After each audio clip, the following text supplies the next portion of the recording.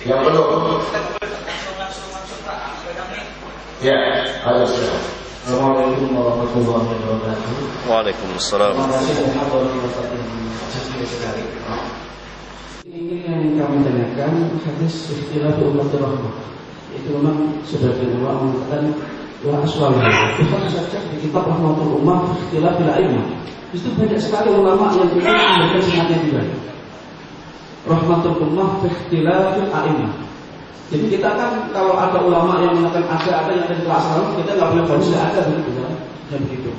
Mau dicek lagi kita tersebut. Yang kedua, saya mau profil Albani, Nasir Albani, karena dari ulama al-Islam itu berarti Syekh Albani itu nggak punya guru, ngajinya hadis di perpustakaan, asalnya tukang jalan, begitu. Jadi ada sebagian kitabnya Albani itu dikritik sama ahli hadis juga, begitu. Contohnya Hasan Shazali di kitab Tanah Untuknya mensalahkan Syekh Albani 1.500 kesalahan. Bisa cek kalau seperti itu.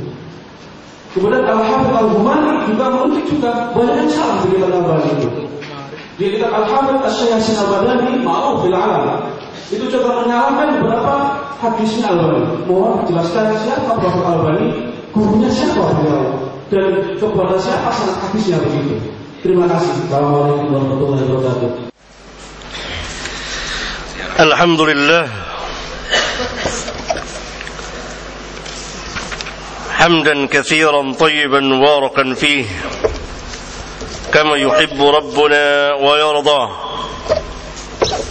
وصلى الله وسلم وبارك على النبي الكريم وعلى آله وأصحابه ومن تبعهم بإحسان إلى يوم الدين أما بعد.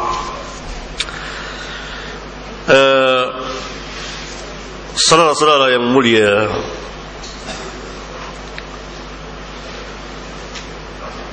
sebagian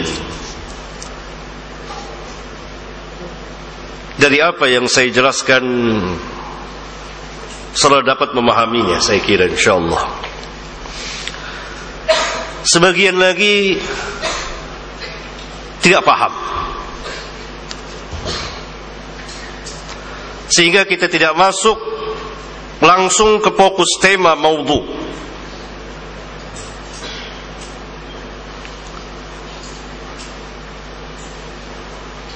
Pertanyaan yang masuk masalah hadis dhaif yang pertama untuk fadailul a'mal. Para mutaqaddimin, Al-Imam Malik, Al-Imam Asy-Syafi'i dan lain-lain tidak memakai kecuali hadis yang sahih. Tidakkah kita ingat perkataan Asy-Syafi'i, "Idza shahha al-hadis fa huwa madhhabi." Idza shahha al-hadis fa huwa madhhabi. Apabila telah sah hadis, maka itulah madhabku.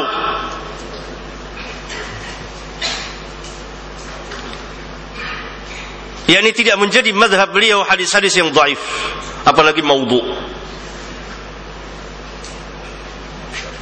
Imam Syafi'i. Dan apa saja yang tidak ada syariatnya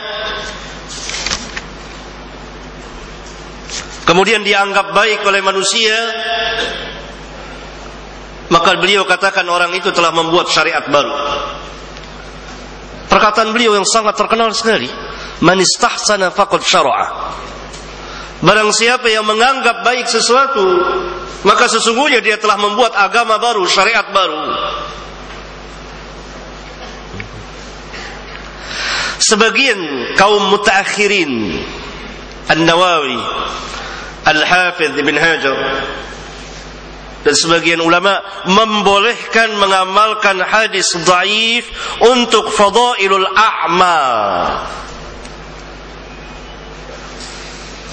Tidak berhenti sampai di situ. Ada persyaratannya.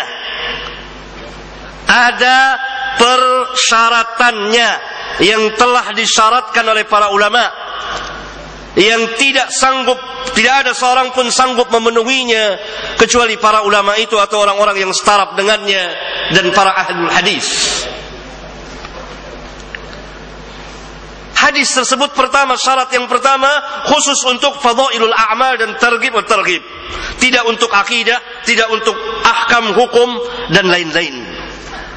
Untuk mengetahui hadis ini masuk fadail, targhib dan targhib apa ini hadis ahkam, perlu ilmu, perlu penelitian hadis yang banyak sekali. Syarat kedua, hadis tersebut tidak sangat dhaif. Dhaifnya ringan. Untuk mengetahui mana dhaif berat, mana dhaif ringan, perlu ilmu. Para ulama yang tahu.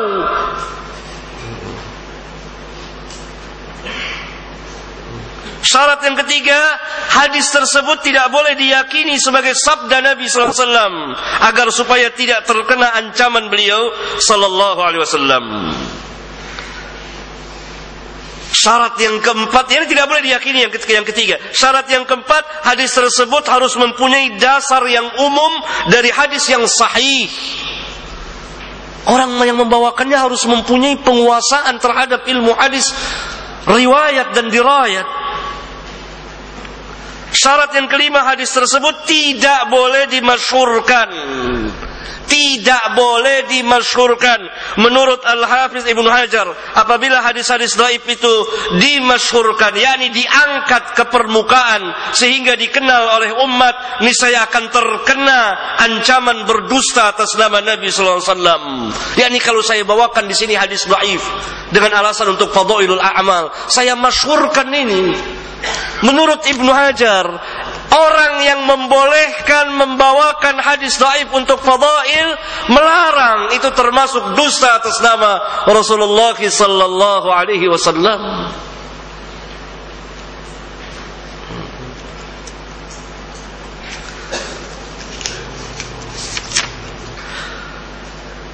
Syarat yang keenam, kewajiban memberikan bayan, penjelasan bahwa hadis tersebut dhaif. Sewaktu membawakannya tidak boleh diam, karena kalau diam berarti menyembunyikan ilmu. Syarat yang ketujuh, di dalam membawakannya tidak boleh menggunakan lafaz-lafaz jazm. Itu lapas-lapas yang menetapkan sesuatu, seperti dia berkata telah bersabda Rasulullah SAW, atau beliau telah mengerjakan sesuatu, atau memerintahkan, atau melarang, dan lain-lain yang menunjukkan ketetapan dan kepastian bahwa Nabi SAW telah bersabda. Ini tidak boleh. Yang boleh dengan sigat tamrid. Dan ini ditegaskan oleh An-Nawawi sendiri, yang membolehkan mengamalkan hadis dhaif untuk fadail. Al-Imam An-Nawawi di muqaddimah kitabnya Syarah Al-Muhadzab, Al-Majmu' Syarah Muhadzab, di muqaddimahnya yang sangat panjang sekali. Jadi tidak boleh kita katakan telah bersabda Rasulullah SAW. Tak boleh. Jadi syarat ini tidak terpenuhi. Jadi sepenggal saja boleh mengamalkan hadis dhaif untuk fadail, titik. Padahal ada kelanjutan dari perkataan ulama.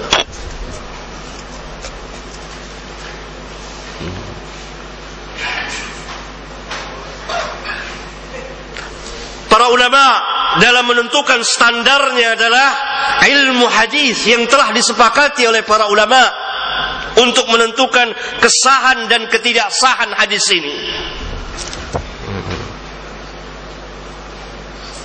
Misal mereka mengatakan hadis yang sahih adalah hadis yang bersambung sanadnya, berarti harus ada sanadnya, yang rawi-rawinya thiqat, yang tidak ada syadz, tidak ada ilat qadihah, disepakati oleh para ulama. Hadis yang hasan yang berkurang dari itu, atau ada jalan yang lain. Hadis yang dhaif demikian. Hadis yang maudhu pun dijelaskan. Sangat mudah kita membacanya di kitab-kitab mustalah. Bacalah kitab Nukhbatul Fikr atau Syarah Nukhbatul Fikr oleh Al-Hafiz Ibn Hajar, atau kitab At-Taqrib oleh An-Nawawi, ringkasan dari Ulumul Hadis oleh Ibnu Salah. Disepakati, tidak ada ngambang, tidak ada keraguan, jelas, nyata, terang, kecuali dengan Syiah Rafidhah, karena hadis